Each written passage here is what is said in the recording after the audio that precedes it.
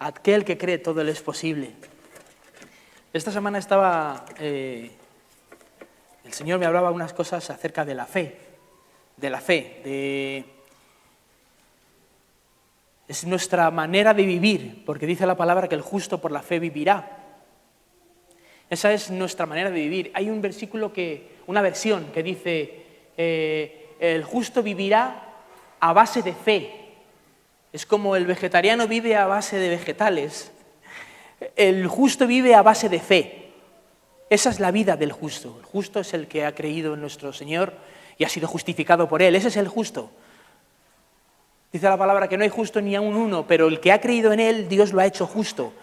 A veces queremos darle esa vuelta de tuerca y decir, no, es que somos pecadores y tal, y no somos justos.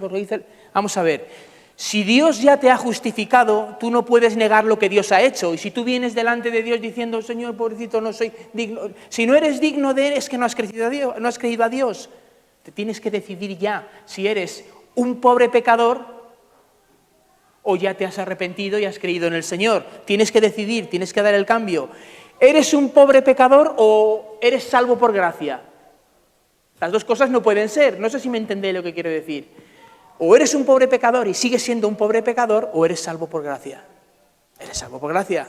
Amén. Entonces eres hijo de Dios y estás justificado. Y el que es justo, porque está justificado por Dios, vivirá a base de fe. Así es como tiene que vivir el justo, a base de fe, todos los días, creyendo en las cosas de nuestro Señor. Desde que se levanta hasta que se acuesta, creyendo en las cosas del Señor. No va a parar el enemigo, no va a cesar desde el primer momento de la mañana, incluso antes de que te levantes de la cama, de empezar a meterte ideas a dónde vas hoy, qué haces, si estás cansado, quédate, ¿para qué vas a trabajar si no merece la pena? Desde el primer momento ya está el enemigo intentando, ¿por qué? Es su labor, venir a por ti, machacarte y hundirte para que a la última hora del día estés hecho polvo, enfermo, sin ánimo. ¿Me entendéis lo que quiero decir? Y eso pasa cuando dejas que el diablo entre y tome posesión y tú le hagas caso. Todas esas cosas suceden. Por eso desde el primer momento de la mañana, no, el Señor es mi fuerza, el Señor es mi vida, el Señor es el que me da poder, puedo hacer todo lo que voy a desempeñar en este día, lo puedo hacer porque el Señor está conmigo y Él me da fuerzas como las de las águilas y me hace volar más altos que los demás. Amén. Y dice, mira, todas las cosas que necesitamos para vivir la vida en Cristo ya han sido hechas. Todas. Todo lo que tú necesitas para vivir la vida en Cristo y andar en fe ya ha sido hecho. Tú eres salvo gracias a que Jesús murió en la cruz por ti. Has sido redimido porque Él vertió su sangre por nuestros pecados. Por sus llagas nosotros hemos sido sanados. Él bajó a la muerte y venció a la muerte y le quitó las llaves. Ahora la muerte ya nos enseñorea más porque Jesús ha vencido. Todo lo que necesitamos ya ha sido hecho. Depende de nosotros recibirlo o no. Por eso el justo vive por fe. ¿Crees que ya ha sido hecho? Recíbelo. ¿No lo recibes? No ha sido hecho para ti. No lo verás. Es más, voy a corregir. Sí ha sido hecho para ti, pero no lo estás aceptando y no lo vas a ver en tu vida. ¿Me entiendes ahora? Ha sido hecho para todos sus hijos, para todos los que han creído en Él. Pero si no lo recibes, no vas a participar de ello. Tienes que creer en ello. Todo lo que Jesús hizo, todo lo que necesitamos, Jesús ya lo hizo posible. Liberación, sanidad, prosperidad, absolutamente todo fue hecho en aquella cruz. La vida en Cristo es una vida de fe. Alcanzar todas las promesas que Dios tiene para nosotros, para alcanzarlas debemos de creer en ellas. No se van a cumplir sin más. Están ahí para nosotros, pero solamente se convierten en una realidad cuando creemos en ellas, nos agarramos firmemente y andamos en ellas como si ya fueran nuestras. ¿Me entendéis lo que quiero decir? Tú cuando sabes que ya lo tienes, te levantas disfrutando de ello. Cuando piensas que aún no está, vives de una vida expectante como a ver cuándo me llega. Son dos maneras distintas de vivir, ¿cierto? Tú cuando tienes una cosa, aunque no la hayas recibido, como dice la palabra, ya os vendrá, tú tienes que vivir como si la hubieras recibido. Cualquier cosa que creas que es posible. Si tú buscas una sanidad concreta, se lo pides a Dios, y desde que te levantas hasta que te acuestas, vives pensando que esa sanidad ya la tienes. Aunque tu cuerpo no la manifieste, tú vives y hablas como si ya lo hubieras recibido, porque eso es lo que dice la palabra de Dios. Es que esta persona tiene un cáncer de... Yo no tengo ningún cáncer en el nombre de Jesús, Él se llevó todas mis enfermedades, yo no tengo nada de nada, pero hombre, mira cómo estás. Sí, esto es en mi cuerpo, pero lo que yo creo es lo que Jesús hizo, y lo que Jesús hizo es eterno, lo que mi cuerpo tiene es temporal. Y cuando yo acepte lo que Jesús hizo y crea en ello, y me mantenga en ello, mi cuerpo va a convertirse en lo que estoy creyendo, que es en lo que Jesús ha hecho. Si tú estás creyendo que tu cáncer va a ir a más, tu cuerpo va a enfermar mucho más. Pero si tú crees que el Señor se llevó ese cáncer y ya no tienes nada, tu cuerpo va a ir a lo que Jesús ha hecho. ¿Me entiendes? Eso es así. Dios llama a las cosas que no son como si ya fuesen. Eso es la vida por fe. Hay muchos que dicen, lo creeré cuando lo vea. Eso no es fe. Yo creo, aunque no lo vea. Eso es fe. Yo creo que ya lo tengo, porque creo en la palabra de Dios. Eso es locura para los que no creen en Cristo. Eso es absurdo. ¿Cómo puedes pensar eso si no lo tienes? Yo puedo decir que esta silla es mía porque la tengo y es mía. Pero si no la tienes, ¿cómo puedes decir que es tuya? Porque yo creo en la palabra de Dios. Y la palabra de Dios para mí es verdad. Si tú te agarras a eso, Dios lo va a hacer real. Pero tienes que creer. Tienes que creer. Y tienes que mantenerte en eso.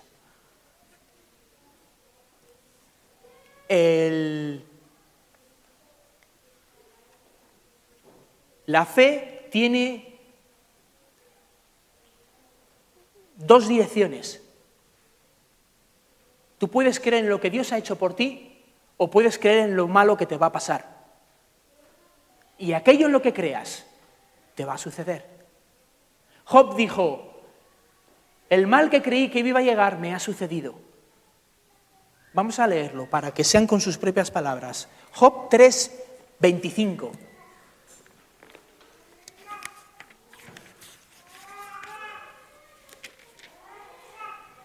Job 3:25 dice, porque lo que temía me ha sobrevenido y lo que recelaba me ha llegado. Es decir, que lo que sucedió a Job, él se lo temía que le pudiera pasar. O sea, que no sucedió sin más. Sucedió porque él temía que eso le pudiera pasar. Y pensando en ello, le sucedió. ¿Qué estás pensando tú? ¿Que no puede sucederte nada porque estás en Cristo? Eso es lo que vas a obtener. Aunque parezca algo contrario en la vida real. Pero no tiene que sucederte, estás creyendo en Él. ¿Qué estás creyendo? ¿Que todo lo que sucede en la vida te puede tocar a ti? Eso te va a suceder. Lo que crees es lo que vas a tener.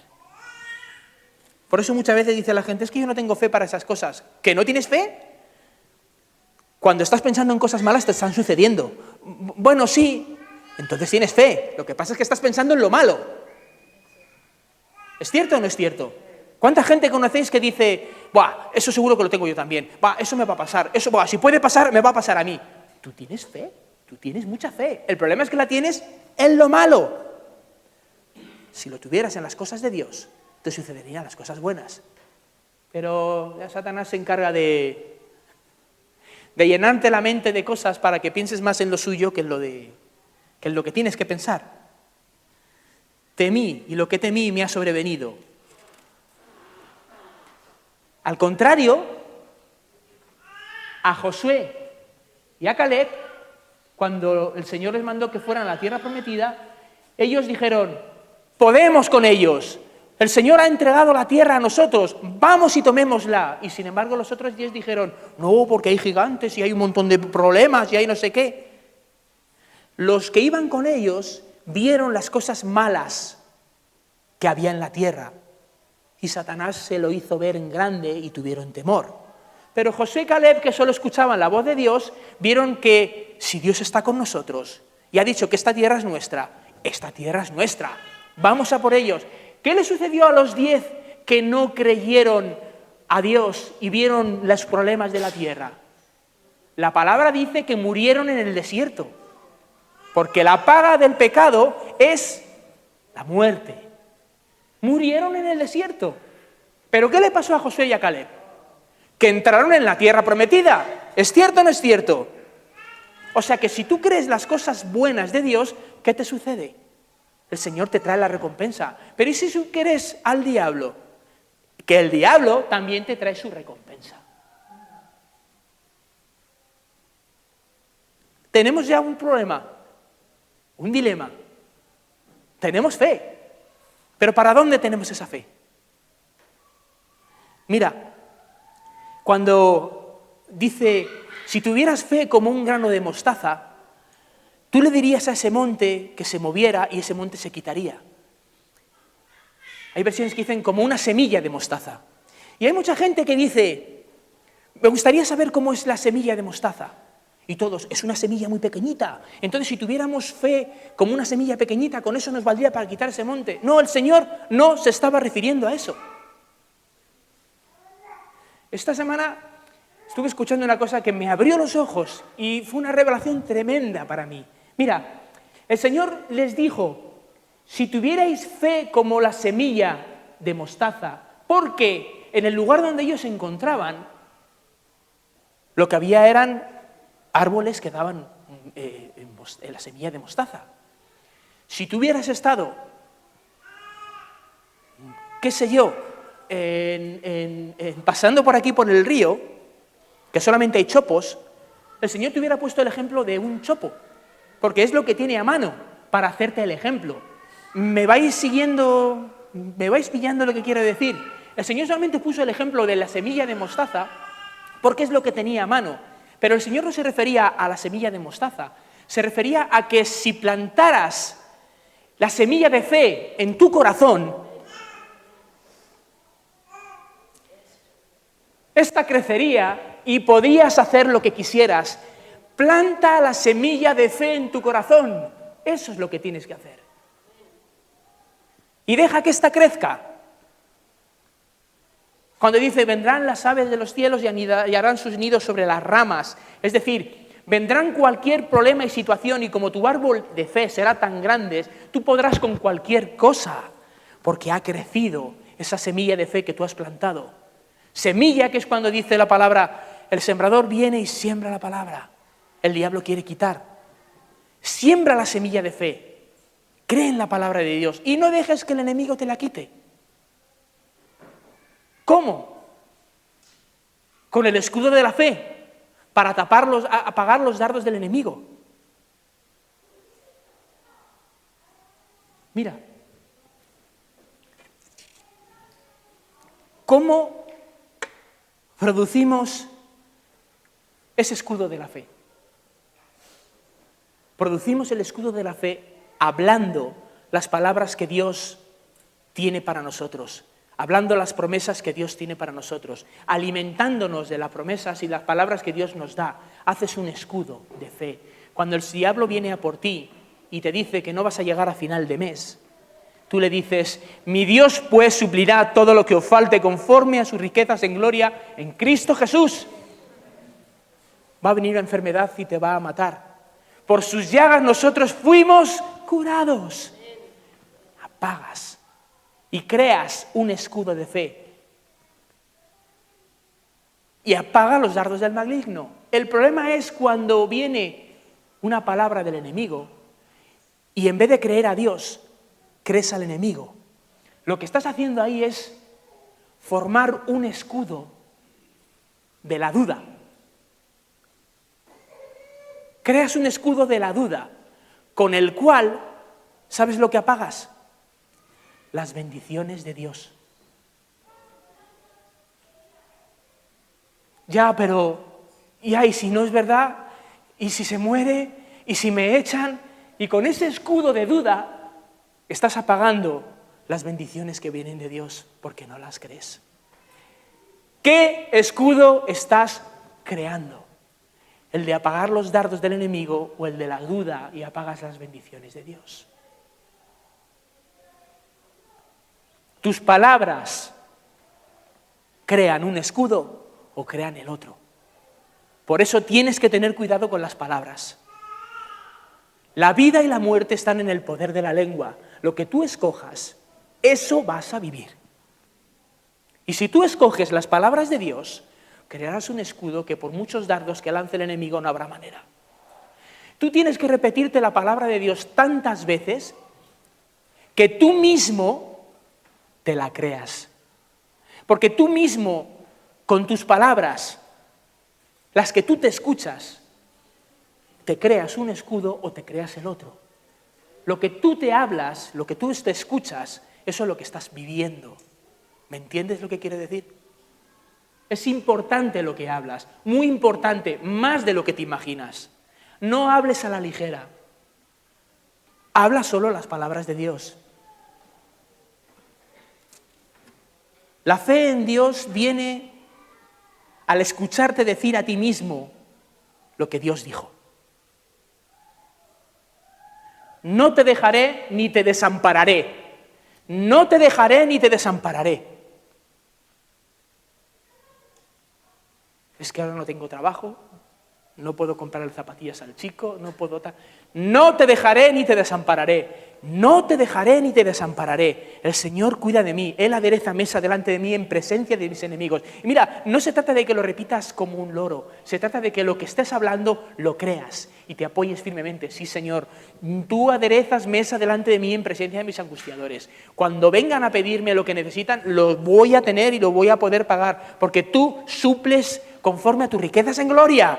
Y voy a tener para todo lo que necesite. Para todo lo que necesite. Y si te viene el informe del médico y dices que puedes tener esto porque puedes salir a...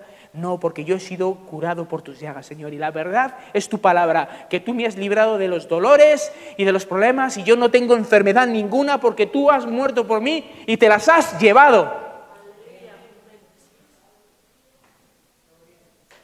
Y el ojo disminuye. Porque Dios lo ha hecho posible. Tienes que escucharte a ti mismo a las palabras que estás diciendo. Y son las palabras de Dios. No te repitas las palabras del enemigo. No puedes, eso no es así, no tal, pero mira la realidad. No, solo las palabras de Dios. Cree en las palabras de Dios. La fe en el diablo viene por escucharte a ti decir lo que el diablo dice. Mira, vamos a hacer una lectura que representa un poco todo esto. Me gusta cuando lo estaba leyendo, el Señor me lo hacía ver muy claramente. Todo esto que estamos hablando. Está en Primera de Samuel, el capítulo 17.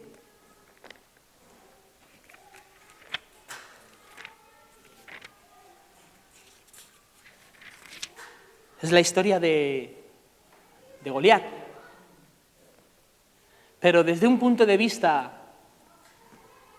que igual nunca se nos había contado, desde el punto de vista de la fe. ¿Cómo mató David a Goliat? Dirían con una honda. Le tiró la piedra y le dio en la cabeza y lo tiró al suelo. Y esa honda era dirigida por el Señor que fue pegar. Se han contado y se han dicho muchas cosas. No desmiento ni quito ninguna, cada uno, el Señor le ha hablado como quiera, pero yo voy a contar la que el Señor me ha hablado a mí en esta mañana. Dice, vamos a leer del capítulo 17, del 1 al 10 primero. Perdón. Los filisteos reunieron sus tropas para la guerra y se concentraron en Soco, que pertenece a Judá, y acamparon entre Soco y Azeca, en Efes Damín, y Saúl y los hombres de Israel se reunieron y acamparon en el valle de Ela y dispusieron batalla contra los filisteos. Los filisteos estaban a un lado sobre una colina y los de Israel al otro lado sobre la otra colina, y el valle estaba entre ellos. Y de entre el campamento de los filisteos salió un retador llamado Goliat, de Gat, cuya altura era de 6 codos y un palmo. Vamos, que era altísimo. Llevaba un yelmo de bronce en la cabeza e iba vestido con una cota de malla de bronce que pesaba 5000 siclos. Sobre sus piernas llevaba grebas de hierro y una jabalina de bronce entre sus hombros. Quiero que prestéis atención porque nos está contando, la palabra nos está contando lo peligroso que era este. La palabra nos está contando ahora mismo, motivos para temer. Es lo que está haciendo la palabra. Nos está contando cómo era este hombre, el peligro que tenía. Dice que tenía una jabalina, una lanza de bronce entre sus hombros. El asta de su lanza era como un rodillo de tejedores y la punta de su lanza tenía 600 siclos de hierro y el escudero iba delante de él. Vamos, que si lanzaba la lanza, igual derribaba a 150 de un solo tiro.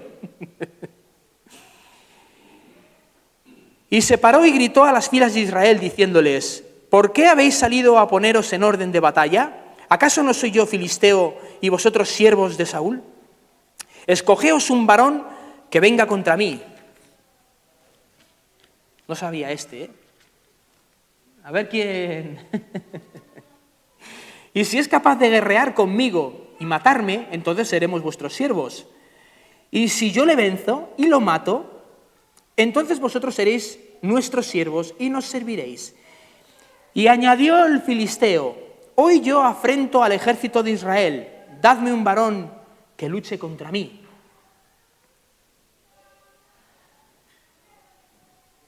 Esto es escuchar las palabras del enemigo.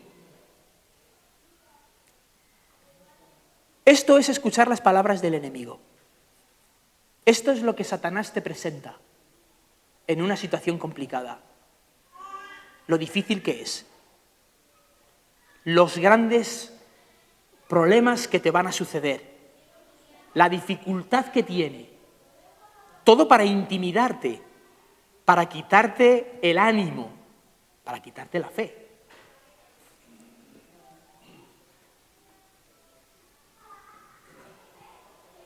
Dice que... Sí, espera, Adriana. Esto es lo que hace Satanás para hacerte el escudo de la duda, ¿vale? Para que te vengas a menos y en vez de creer en el Señor, te apoques. Pero sí, efectivamente, en el versículo siguiente, en el 11, el resultado de las palabras que creyeron los israelitas fue... Me he perdido, el 11. Cuando Saúl y todos los de Israel oyeron las palabras del filisteos, se acobardaron y tuvieron mucho temor. Ese fue el resultado de haberse creído todo esto que hemos contado de lo que era este hombre y lo que iba a hacer, lo grande y las cosas que tenía. Se acobardaron y tuvieron mucho temor. Eso fue lo que sucedió, eso es lo que sucede cuando tú escuchas esas palabras y te haces el escudo de la duda y ya no crees en las bendiciones que Dios tiene, sino en lo que te puede suceder. Es el caso opuesto. Del versículo 12 al 26. Dice, ahora bien, hace un punto y aparte, dice, esto fue lo que le sucedió. Ahora bien, David era hijo de un hombre efrateo de Belén, de Judá, cuyo nombre era Isaí, el cual tenía 8 hijos. En tiempos de Saúl, este hombre era ya anciano, y los 3 hijos mayores, Isaí, de Isaí habían ido con Saúl a la guerra. Los nombres de los 3 hijos que habían ido a la guerra eran Eliab, el primogénito, Abinadab, y el segundo, Isama, el tercero. Y David era el menor. Fueron, pues, los 3 mayores en pos de Saúl, pero David se había apartado de Saúl y había vuelto a apacentar el rebaño de su padre. Y el filisteo se aproximaba y se plantaba allí mañana y tarde, y así lo hizo durante 40 días. Durante 40 días, escuchando la voz del filisteo, amedrentándose, acobardándose, haciendo cada vez más grande ese escudo de la duda. Más y más y más. Eso tenemos que tener mucho cuidado, porque cuanto más tiempo pases, a ver luego quién te saca de ahí, cuando has hecho un escudo tan enorme. ¿Qué versículo llevábamos? 17. E Isaí dijo a su hijo David, lleva ahora a tus hermanos un efa de grano tostado y estos 10 panes y corre.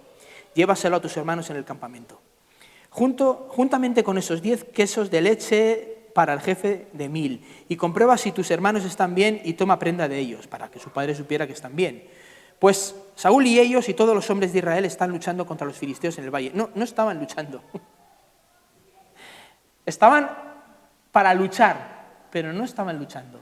Si hubieran estado luchando, ya habrían perdido. No estaban luchando. Y madrugó David a la mañana siguiente y dejando el rebaño al cuidado de un pastor, cargó y partió tal como Isaí le había mandado. Llegó al atrincheramiento en momentos en el que el ejército estaba saliendo al frente y dando el grito de batalla. O sea que no habían empezado.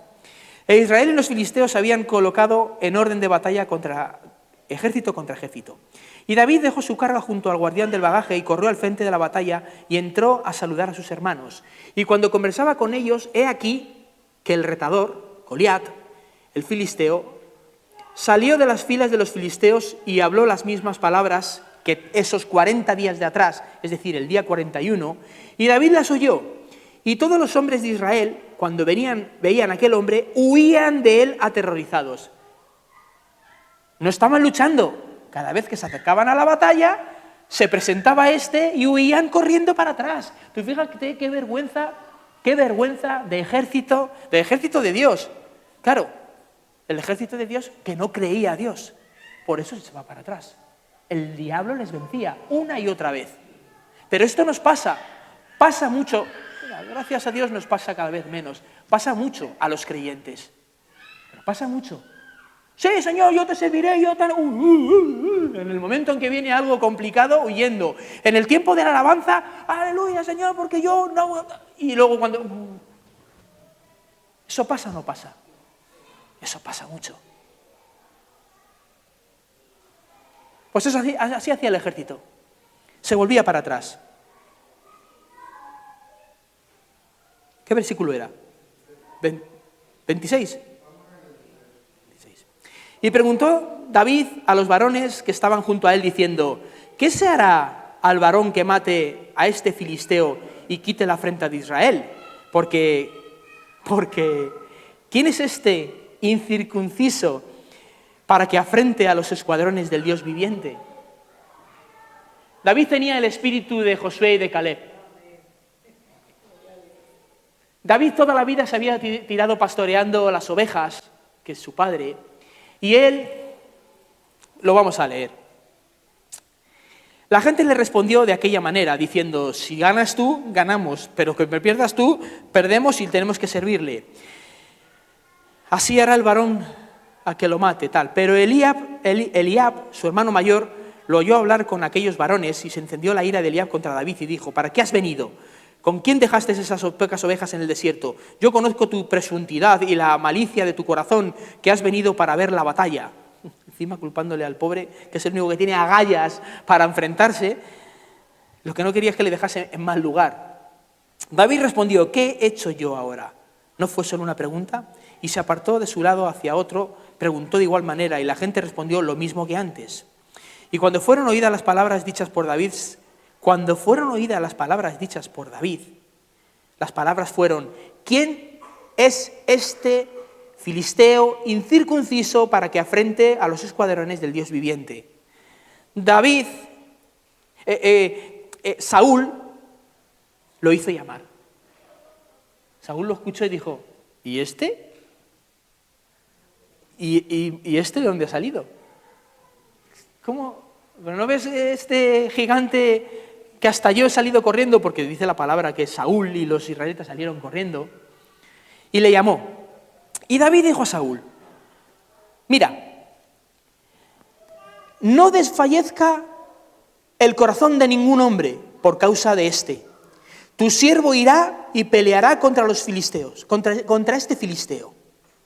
Pero Saúl respondió a David, no podrás ir contra este filisteo para pelear contra él, porque tú eres un muchacho y él un hombre de guerra desde su juventud. Pero David respondió a Saúl, atención, porque David está empezando a crear su escudo de fe. Aquí David está empezando a crear su escudo de fe.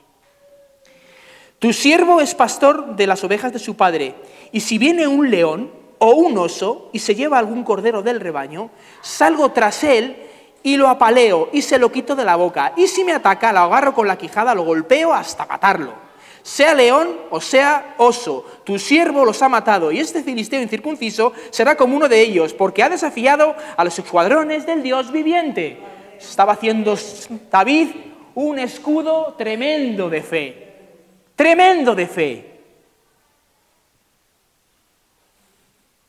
Y añadió David, Jehová, el Señor, quien me ha librado de la garra del león y de la garra del oso, Él también me librará de la mano del filisteo. ¿Veis dónde estaba la confianza de David? En el Señor. En el Señor. ¿Y sabes lo que hizo David cuando vio al gigante? Se acordó del león y se acordó del oso y se acordó cómo Dios estaba con él y cómo lo venció. Y dijo, si yo he vencido a estos dos, ni este me va a poder, porque Dios está conmigo. ¿Qué te parece? Así se puso David. Y era así, así. Más alto que todos los demás que estaban en la batalla. ¿Qué pasa aquí? Fíjate si las palabras de David fueron convincentes. Fíjate si fueron convincentes. Que el versículo 37 dice, entonces, al final del versículo 37, entonces Saúl dijo a David, ve y el Señor sea contigo. Le convenció a Saúl. Le vio con moral, le vio con capacidad. Dijo, tú crees en el Señor, pues ve y que el Señor sea contigo. Y luego le preparó con todo. Con todo.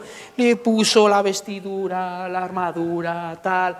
¿Os imagináis a David? El gorro le queda grande, todo le arrastra por los pies, la espada la va arrastrando de lo grande que es. O sea, alucinante, no le valía nada. Y eso es lo que muchas veces se le hace a los cristianos. Se les prepara con todo, estudios bíblicos, tal, porque esto, porque lo otro, porque así tienes que batallar.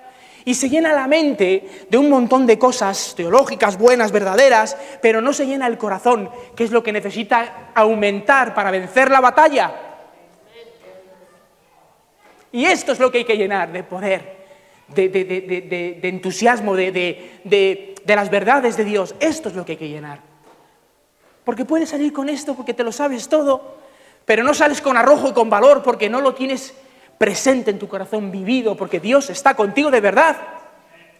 Y cuando Dios está contigo de verdad, nadie te puede hacer frente en ninguno de los días de tu vida. ¿Sabe lo que hizo David? Agarró todo el... ¡Bah! Yo con esto no puedo, hombre. Se agarró con su honda, se agachó en el río, cogió 5 piedras. ¡Paz! En la cabeza del gigante. A la primera. ¿Por qué? Pues es lo que sabía hacer. No necesitaba más. Su honda, su piedra y el Señor. Y el Señor cayó, le quitó la espada y le cortó la cabeza. Con un escudo enorme que tenía de fe, que él mismo había creado, hablando las palabras que tenía que hablar, lo que Dios había hecho con él todos los días, con él.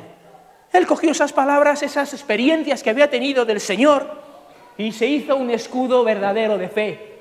Y con eso se fue a por este. Cayó Venció el que creyó en el Señor. No venció el diablo. Venció el que había creído que el Señor estaba con él.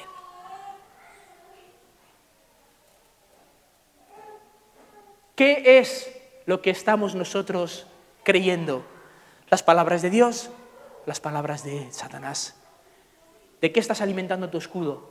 ¿De las palabras de Dios o de duda? Si crees en la duda, vas a hacer que las bendiciones de Dios no lleguen porque no crees en ellas.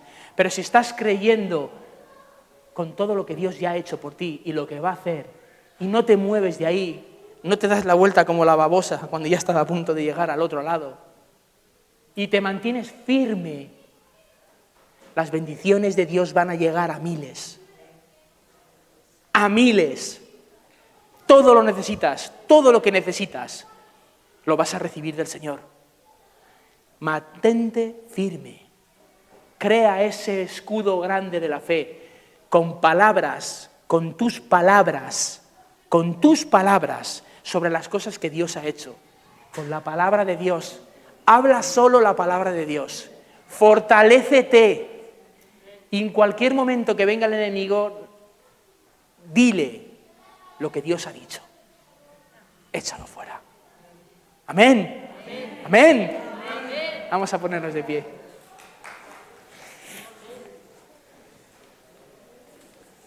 Señor, te damos gracias porque ya está todo hecho. Tú hiciste en la cruz toda la obra. Todo lo que necesitábamos nos has proveído de ello en aquel sacrificio maravilloso que hiciste. Te pedimos, Espíritu Santo, que nuestro corazón te crea en todo momento, que nuestra boca se llene de tus dichos, tus excelencias, de tus maravillas, que lo confiese a diestra y a siniestra, desde la mañana hasta la noche, en cualquier sitio donde estemos, que tú eres grande, que tú eres nuestro Dios, que tú eres poderoso, que tú eres sanador, que tú eres el único, maravilloso, misericordioso. Que podamos tener ese escudo enorme de fe, que sembremos esa semillita de fe en nuestro corazón, que todos los días vaya creciendo, aumentando en tu palabra, aumentando en tu verdad, aumentando en las cosas que tú ya has hecho, basándonos en ellas para rechazar cualquier ataque del enemigo. En el nombre poderoso de tu Hijo Jesús. Amén. Amén.